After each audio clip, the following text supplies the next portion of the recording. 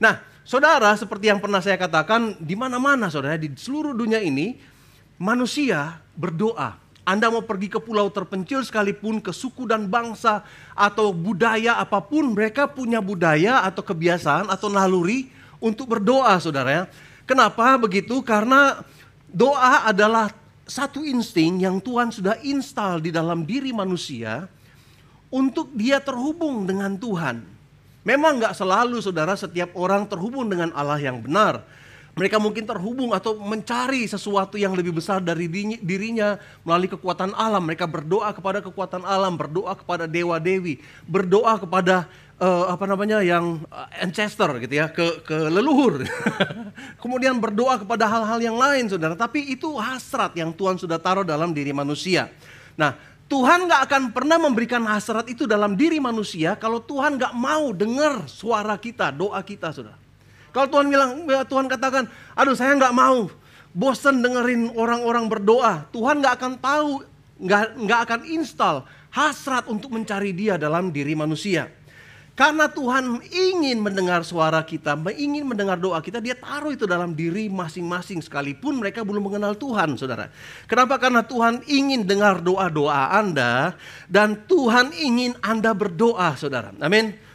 Nah, saat ini saudara banyak manusia yang mungkin gak berdoa kepada Tuhan yang benar gitu ya. Ya apa boleh buat gitu ya. Mungkin satu saat kita berdoa.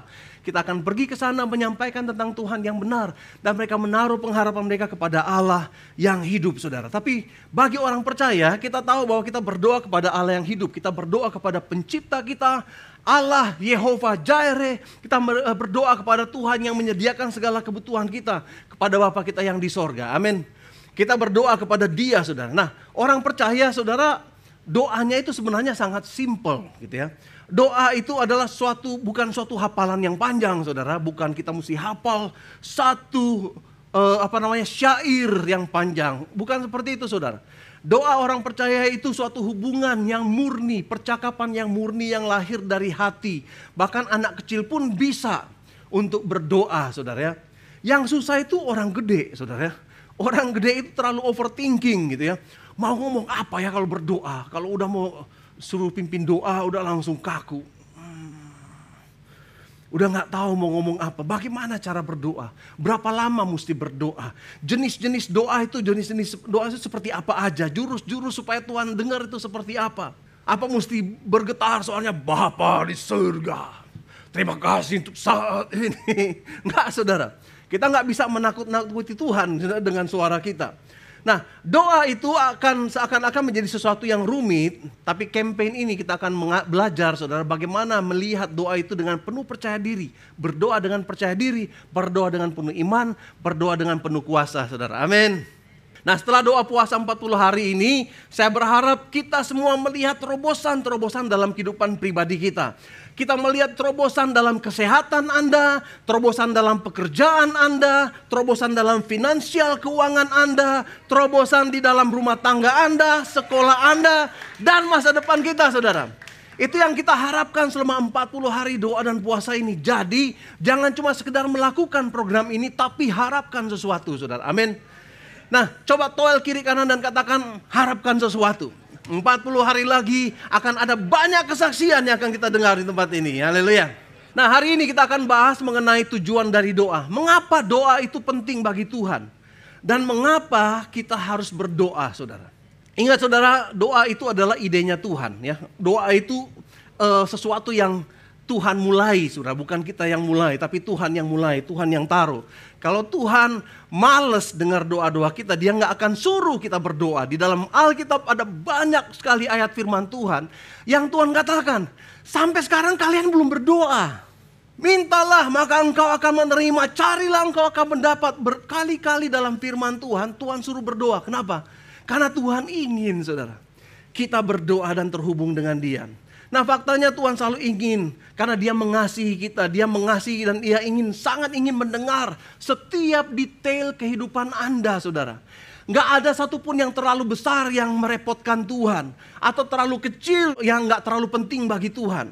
Segala sesuatu kita bisa sampaikan kepada Tuhan. Dan hari ini saudara kita akan fokus firman Tuhan kita di dalam Yohanes pasal 14, pasal 15 dan pasal 16 saudara. Nah pasal-pasal ini di dalam 14, 15, 16 ada 7 kali saudara Yesus berkata dan memerintahkan kita untuk berdoa saudara. Nah di pasal-pasal ini kita akan lihat beberapa tujuan dari doa ya. Pertama doa adalah dedikasi, suatu tindakan dedikasi. Kedua doa adalah komunikasi. Ketiga doa adalah permohonan. Dan keempat doa adalah tindakan kerjasama kita dengan Tuhan. Kita akan lihat satu persatu saudara.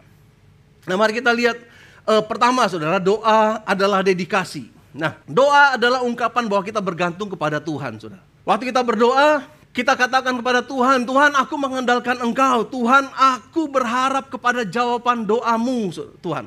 Nah salah satu penghalang terbesar dari doa yaitu keangkuhan.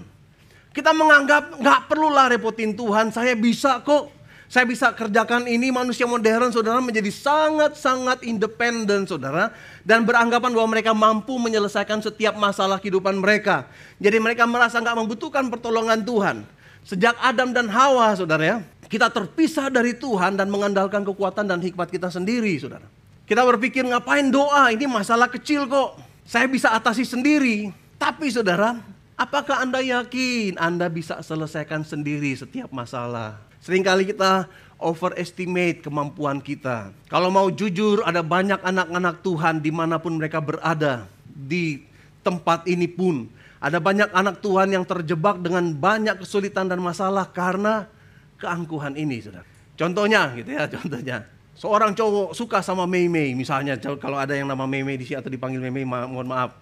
Nggak tanya Tuhan, langsung serobot gitu ya. Baru setelah ini ada masalah baru, Tuhan tolong pisahkan saya dengan Mei-Mei. Tuhan bilang enak aja lu yang mulai nggak doa, nggak tanya Tuhan. Tiba-tiba. Kemudian ada si ganteng misalnya yang ganteng dan mapan. Nggak perlu puasa, ini sih udah benar-benar dari Tuhan nih. Langsung nyosor gitu ya. Atau ada peluang bisnis yang kelihatannya wah ini one in a thousand. 1 dari 1000 peluang ini. Kemudian gak minta hikmat Tuhan, langsung nyemplung. Tiba-tiba kita melakukan kesalahan dan sadar, wah kita ini terlalu angkuh. Kita ini terlalu sombong. Orang Kristen sekarang banyak yang menjadi orang Kristen yang sombong, saudara, yang angkuh. Kita perlu merendahkan diri di hadapan Tuhan. Di dalam doa kita, kita perlu melepaskan keangkuhan kita dan mengatakan kepada Tuhan, Tuhan saya terbatas. Saudara, Anda cuma bisa melihat apa yang ada di depan kita saat ini saudara. Anda nggak tahu apa yang ada di belakang itu, apa yang akan terjadi minggu berikutnya, apa yang akan terjadi sebulan berikutnya dengan keputusan-keputusan yang kita ambil saudara tanpa minta pertolongan Tuhan atau hikmat Tuhan.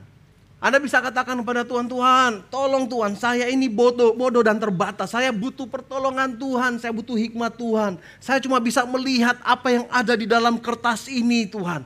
Tapi saya nggak tahu apakah ini benar atau enggak. Nah biasanya orang Kristen babak belur dulu baru cari Tuhan, baru berdoa gitu ya.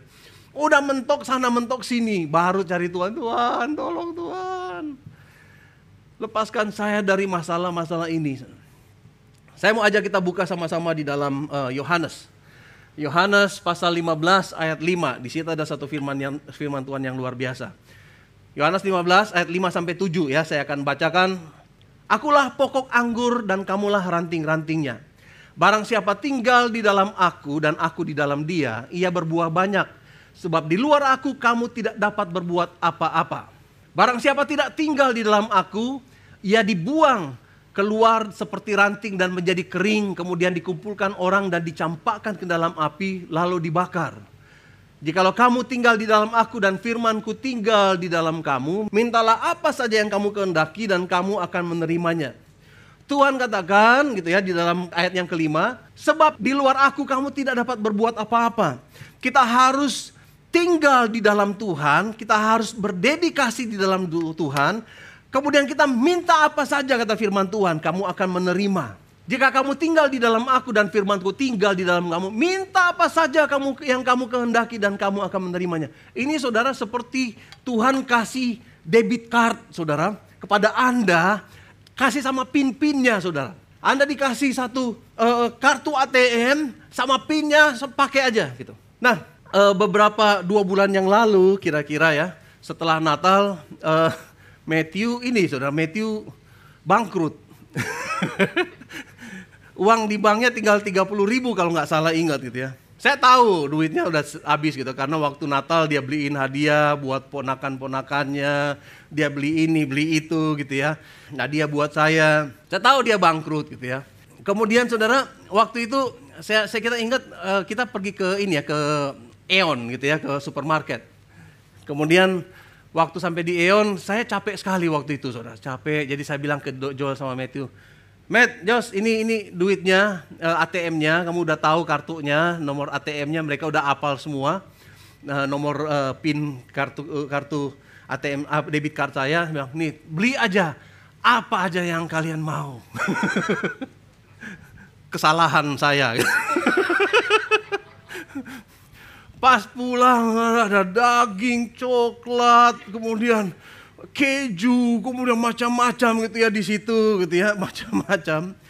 Tetapi saudara, saya tahu mereka ada di dalam aku dan aku di dalam mereka gitu ya. Ada dedikasi di dalam kehidupan dan hubungan kita saudara. Karena itu saya rasa aman waktu saya kasih ATM saya kepada mereka, sebab saya tahu mereka berdedikasi kepada saya. Nama saya aja dipanggil Dedi gitu ya. Dedikasi gitu ya. Dedi yang kasih gitu ya. Jadi waktu mereka beli yang mereka mau, yang mereka suka gitu ya. Tetapi mereka nggak beli bir, nggak beli soju gitu ya, nggak beli rokok gitu ya, nggak beli hal-hal yang ini gitu ya, yang di luar dedikasi kami saudara, antara saya dengan Joel, dengan Matthew saudara. Itu yang namanya dedikasi. Waktu kita tertanam dan tinggal di dalam Tuhan, Tuhan katakan apa saja yang kamu minta. Tuhan tahu bahwa karena dedikasi kita dan hubungan kita dengan Tuhan yang baik, Dia percaya kita nggak akan mengabuse kepercayaan itu dengan hal-hal yang akan merugikan hubungan saya dengan kita dengan Tuhan, saudara. Nah, ada koridor yang namanya dedikasi. Seperti kita menjadi pokok anggur dan Tuhan adalah pokok anggur dan kita adalah carang-carangnya. Di luar Dia kita nggak bisa apa-apa. Amin, saudara. Berikutnya, doa adalah komunikasi. Katakan sama-sama, doa adalah komunikasi. Kebanyakan masalah di dalam dunia ini adalah bersumber dari komunikasi yang salah, saudara. Banyak kesulitan terjadi karena ada komunikasi yang salah. Gak gampang, saudara, kita mengerti orang lain tanpa ada komunikasi. Tanpa ada komunikasi kita gak mungkin bisa mengerti orang lain. Begitu juga dengan Tuhan. Kalau kita tidak berkomunikasi dengan Tuhan, kita nggak akan bisa mengerti keinginan Allah dalam kehidupan kita, saudara. Begitu juga cara kita ngobrol dengan Allah, berbicara dengan Tuhan.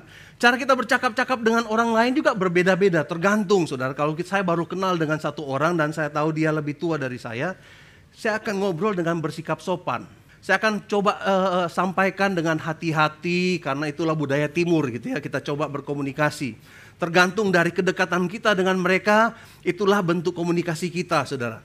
Tergantung dari status mereka, antara kita dengan mereka, itulah cara kita berkomunikasi.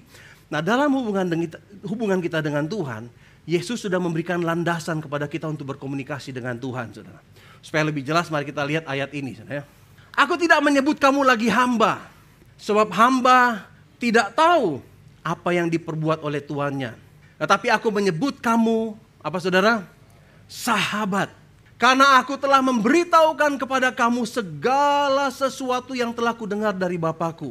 Bukan kamu yang memilih aku, tapi akulah yang memilih kamu. Dan aku telah menetapkan kamu supaya kamu pergi dan menghasilkan buah. Dan buahmu itu tetap. Supaya apa, sekali lagi ya ini. Supaya apa yang kamu minta kepada Bapa dalam namaku, diberikannya kepadamu. Ini janji berikutnya tentang meminta. Tapi di situ juga mengisyaratkan tentang satu hal yang kita lakukan dalam hubungan kita dengan Tuhan, dalam obrolan kita dengan Tuhan. Tuhan menetapkan landasannya, yaitu kita ini sahabat, saudara. Kita ini sahabatnya Tuhan. Luar biasa, saudara, ini level yang Tuhan berikan kepada kita.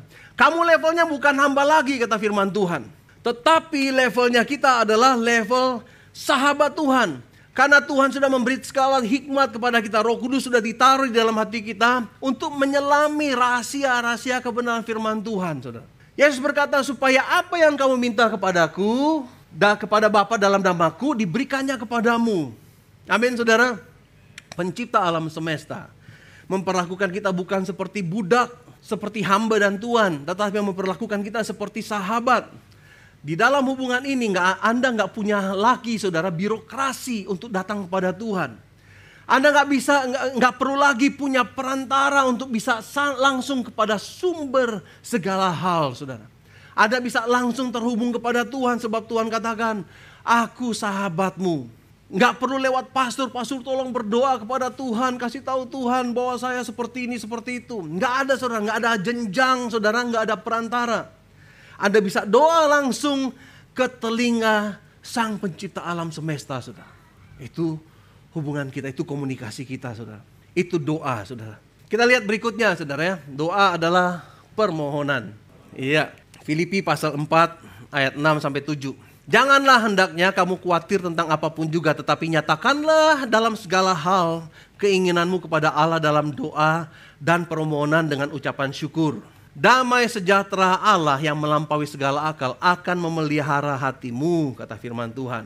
Akan memelihara hatimu dan pikiranmu di dalam Kristus. Nah, menurut ayat ini, ketika kita menyampaikan permohonan dengan rasa syukur, kita memperoleh damai sejahtera, saudara. Jadi, doa adalah permohonan. Pada waktu Anda menaikkan permohonan Anda, damai sejahtera turun dalam hati Anda. Memelihara pikiran dan hati kita, saudara. Di dalam Yohanes, coba kita lihat lagi ya satu ayat. Dan pada hari itu kamu tidak akan menanyakan apa-apa kepadaku. Kontesnya kita akan mulai dari kata aku berkata kepadamu. Aku berkata kepadamu, sesungguhnya segala sesuatu yang kamu minta kepada Bapa akan diberikannya kepadamu dalam namaku. Dari ayat ini kita lihat bahwa Allah itu penuh dengan sukacita untuk memberikan segala sesuatu yang kita minta kepada Dia, gitu ya. Sampai sekarang, ini kata firman Tuhan ya, sampai sekarang kamu belum meminta satupun dalam namaku. Mintalah. Kita baca sama-sama dari bagian yang pertama, 1, 2, 3. Sampai sekarang kamu belum meminta sesuatu pun dalam namaku. Mintalah, maka kamu akan menerima supaya sukacitamu penuh. Ini luar biasa, saudara. Tuhan katakan, sampai sekarang kamu belum minta. Ditungguin loh, saudara. Tuhan tunggu Anda untuk meminta kepada Dia. Sampai sekarang kamu belum meminta sesuatu pun dalam namaku. Minta supaya sukacitamu penuh. Doa adalah cara Tuhan untuk menjawab kebutuhan kita, saudara. Untuk cara Tuhan untuk membawa kepenuhan sukacita dalam kehidupan kita. Nah, ada pemikiran yang salah kepada anak-anak Tuhan. Ngapain berdoa, Pastor? Kan firman Tuhan berkata, sebelum saya berdoa, Tuhan sudah tahu apa yang saya akan minta. Itu betul, saudara. Tuhan tahu apa yang kita akan minta sebelum kita lakukan. Tapi, saudara, tanpa doa, Anda nggak akan menerima jawaban doa, saudara. Karena bagi Allah hubungan itu jauh lebih penting daripada pemenuhan kebutuhan kita. Kebutuhan kita Tuhan sudah siapkan, saudara. Tapi yang paling penting daripada semuanya itu yaitu hubungan. Toel kiri kanan dan katakan hubungan. Saudara, sama seperti anak-anak, cara ini juga tadi saya mix up ilustrasi tadi gitu ya, tentang Matthew. Waktu setelah Natal Matthew tadi saya katakan bangkrut gitu ya. Dia duitnya tinggal sedikit sekali di bank. Dia bilang, Dedi, tinggal 30.000 kalau saya nggak salah ingat. Saya tahu Matthew bangkrut gitu ya. Cuma saya nggak kasih langsung. Kenapa? Anak remaja sekarang susah diajak ngobrol kecuali kalau mereka lagi butuh. Kalau mereka lagi butuh baru, Dad, Matthew bangkrut. Misalnya kayak gitu ya. Ada kesempatan. Seringkali saya lakukan seperti itu, saudara. Saya tahu kebutuhan mereka, tapi saya punya apa yang mereka butuhkan. Tapi saya nggak langsung kasih. Kenapa? Saya mau mereka datang kepada saya. Saya mau mereka berkomunikasi dengan saya. Saya mau mereka datang dan katakan, paling nggak itu jadi satu permulaan. Buat kita berhubungan, buat kita berbicara, ngobrol, saudara. Itu Tuhan kita, saudara. Dan Tuhan kasih SOP kepada kita bahwa ada hal-hal yang Dia akan lakukan dalam kehidupan kita, tetapi bagiannya kita yaitu meminta kepada Tuhan. Yakobus pasal 4 ayat 22. Yakobus 4 ayat 22. Kamu tidak memperoleh apa-apa karena kamu tidak berdoa. Ini prinsip yang Tuhan sudah katakan. Tuhan tahu apa yang akan kamu minta, tapi kamu gak akan menerima apa-apa karena kamu tidak berdoa. karena kita tidak berdoa. Tuhan, ya saudara, ini bukan tentang jawaban doa, saudara, tapi ini tentang komunikasi, saudara. Ada lebih daripada 20 ayat dalam firman Tuhan perjanjian baru yang menyuruh kita untuk meminta dalam doa, saudara. Wah, luar biasa ya. Tuhan memerintahkan kita untuk meminta kepada Dia. Minta, kamu akan menerima. Ingat ayatnya di mana ya? Cari maka kamu akan menemukan, ketok maka pintu akan dibukakan. Aku akan melakukan semua yang kamu minta di dalam namaku. Aku meminta, mintalah dengan tidak jemu-jemu. Ada saudara firman Tuhan yang katakan, karena itu mintalah dengan tidak jemu-jemu. Jadi saudara, tadi kita belajar doa adalah dedikasi, kemudian doa adalah komunikasi, dan ketiga yaitu doa adalah permohonan. Nah, selama 40 hari doa dan puasa ini kita akan belajar bagaimana kita meminta dan membuat permohonan kepada Tuhan. Oke, kita lihat bagian yang keempat, bagian yang terakhir. Doa adalah tindakan kerjasama dengan Tuhan. Kita baca sama-sama, 1, 2, 3. Doa adalah tindakan kerjasama dengan Tuhan. Ini yang menarik saudara, ini yang bagi saya sangat menarik.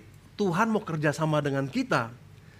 Tapi saudara, untuk melakukan rencananya, rencananya Tuhan, waktu Tuhan ingin melakukan rencananya gitu ya, Dia memilih untuk bekerja sama dengan kita melalui doa. Itu yang buat saya, kok bisa gitu ya, dalam pemikiran saya, kok bisa, kok Tuhan mau. Ini luar biasa banget saudara. Sebenarnya kan Tuhan gak membutuhkan kita untuk melakukan apa-apa saudara. Tetapi saudara, Tuhan memutuskan untuk melibatkan Anda untuk masuk dan melihat rencananya dilakukan saudara. Itu suatu yang luar biasa gitu ya. Kita punya keterbatasan, Tuhan gak terbatas. Harusnya kita udah pasrah aja, Tuhan, apa yang lu mau silahkan kerjakan. Tapi Tuhan mau melalui doa kita bekerja sama dengan Dia untuk melihat rencananya dinyatakan. Yohanes pasal 14 ayat 2. Aku berkata kepadamu, sesungguhnya barang siapa percaya kepadaku. Ini ya, ini kata-kata yang sampai sekarang saya masih agak surprise ya. Aku berkata kepadamu, sesungguhnya barang siapa yang percaya kepadaku, ia akan melakukan juga pekerjaan-pekerjaan yang aku lakukan. Bahkan kata firman Tuhan, pekerjaan-pekerjaan yang lebih besar daripada itu. Sebab aku pergi kepada Bapa. Saya pikir mana mungkin kita melakukan pekerjaan yang lebih besar daripada yang Yesus sudah lakukan saudara. Gimana caranya gitu bisa seperti itu. Jadi waktu Yesus ada dalam dunia gitu ya. Waktu Yesus ada dalam dunia ini saudara. Dia memang terbatas. Kita akan lihat ayat berikutnya ya. Karena bagaimanapun juga saudara, kita nggak bisa melakukan ya. Saya berpikir kita nggak mungkin melakukan apa lebih besar daripada apa yang sudah Yesus lakukan. Tapi di ayat yang ke-13 saudara ya, ayat yang ke-13 dan 14 dikatakan demikian. Dan apapun juga yang kamu minta dalam namaku, aku akan melakukannya supaya Bapa dipermuliakan di dalam aku. Ayat 14. Oke, jika kamu meminta kepadaku dalam namaku, aku akan melakukannya. Kita baca sekali lagi ya, tadi putus-putus. Kita baca sebelumnya deh, supaya lebih jelas. Aku berkata kepadamu, sesungguhnya barang siapa yang percaya kepadaku, ia akan melakukan juga pekerjaan-pekerjaan yang aku lakukan. Bahkan pekerjaan-pekerjaan yang lebih besar daripada itu, sebab aku pergi kepada Bapa. Dan apapun juga yang kamu minta dalam namaku, aku akan melakukannya, supaya Bapa dipermuliakan di dalam Anak. Jika kamu meminta sesuatu kepadaku dalam namaku, aku akan melakukannya. Nah saudara, seperti ini, saudara, saya mau jelaskan. Waktu Yesus ada dalam dunia ini, dia terbatas. Dia tinggal di dalam tubuh manusia, dia nggak bisa seperti jati diri yang sesungguhnya. Dia bisa omnipresent di mana aja. Tapi waktu Yesus ada di bumi ini, dia nggak akan ada, dia cuma ada di Israel, wilayah Timur Tengah ini, saudara ya. Dia dibatasi oleh ruang dan waktu. Yesus melakukan di wilayah, melakukan mujizat-mujizat hanya di wilayah Israel pada waktu itu, saudara. Kemudian dia pada waktu itu dia nggak bisa melakukan mujizat di tempat-tempat yang lain karena dia terbatas ruang dan waktu. Nah, tapi doa setelah ini ayat 13-14 di situ menjelaskan bahwa doa waktu kita meminta kepada Dia karena Tuhan pergi kepada Bapa, gitu ya, karena Yesus pergi kepada Bapa. Kita berdoa kepada Dia dan doa-doa kita itu bisa melampaui ruang dan waktu, saudara. Itu maksudnya. Doa nggak dibatasi oleh jarak, saudara. Anda bisa berdoa Doa bisa mengubah bangsa, saudara. Doa bisa membawa kedamaian. Doa bisa menempuh jarak yang sangat jauh ke tempat orang tuamu berada dan tinggal di daerah yang lain. Dan doa itu mengerjakan mujizat bagi kehidupannya, saudara. Doa bisa menerobos waktu seperti time machine, saudara ya. Karena kita bisa berdoa untuk jodoh anak-anak kita walaupun mereka masih usia 7 tahun, saudara. Doa kita bisa pergi ke tempat-tempat yang mustahil kita kunjungi, saudara. Kita bisa berdoa untuk tempat-tempat yang mustahil, menembus batas-batas kemustahilan. Kita bisa berdoa untuk daerah-daerah yang penuh kekacauan. Kita bisa berdoa bagi Ukraine. Kita bisa berdoa bagi wilayah Turki yang mengalami gempa bumi. Kita nggak mungkin ke sana. Tapi doa-doa kita sanggup mencapai tempat-tempat itu. Kita berdoa bagi presiden dan setiap pemerintahan walaupun kita nggak punya kesempatan untuk bertemu. Tapi doa-doa Anda akan langsung masuk di dalam wilayah-wilayah tersebut yang kita doakan, saudara. Orang bisa saja menolak pemberitaan Injilmu. Tetapi tidak ada satu manusia pun yang punya pertahanan melawan doa-doa Anda, saudara. Sebelum Anda menginjili, Anda kirimkan doa, Anda berdoa bagi orang tersebut. Dan doa itu langsung masuk dalam hati mereka tanpa bisa mereka halangi, saudara. Doa bisa masuk ke dalam masyarakat yang mungkin menolak Injil. Tapi pada waktu kita berdoa, saudara, doa itu menerobos dinding-dinding yang menolak Injil. Masuk langsung ke dalam hati setiap orang yang ada di tempat itu, saudara. Doa sanggup menerobos ke dalam hati manusia. Di dalam Amsal pasal 21 ayat 1, firman Tuhan katakan demikian. Hati raja seperti batang air di dalam tangan Tuhan, dialirkannya kemanapun ia ingini, saudara. Waktu kita berdoa bagi pemimpin kita, waktu kita berdoa bagi Vladimir Putin misalnya ya, waktu kita berdoa misalnya bagi siapa gitu, Pak Jokowi, gubernur dan lain sebagainya, saudara. Doa itu akan sanggup mencapai hati mereka, saudara. Karena itu waktu Anda berdoa, yakinlah doa itu punya kuasa yang luar biasa, saudara. Amin.